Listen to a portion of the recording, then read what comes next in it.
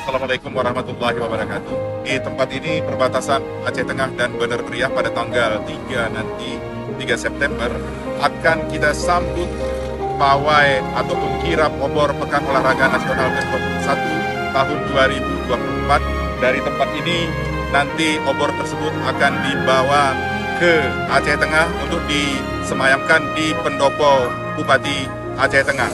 Hari ini kita melakukan gotong royong massal seluruh OPD mulai dari perbatasan ini sampai dengan ke pusat Takengon untuk menciptakan suasana yang nyaman bagi para kontingen yang akan hadir nantinya. Mari kita ikuti kegiatan pada hari ini. Terima kasih.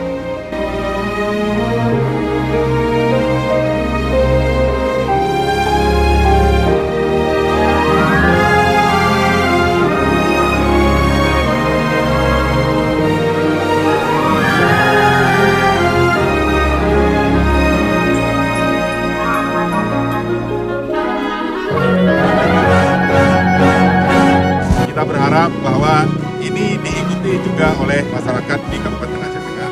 Kita membersihkan lingkungan kita masing-masing, menyambut tamu nantinya dengan ramah tamah. Dengan ajang PON ini, kita perkenalkan Aceh Tengah dengan wisatanya ke masyarakat di seluruh Indonesia.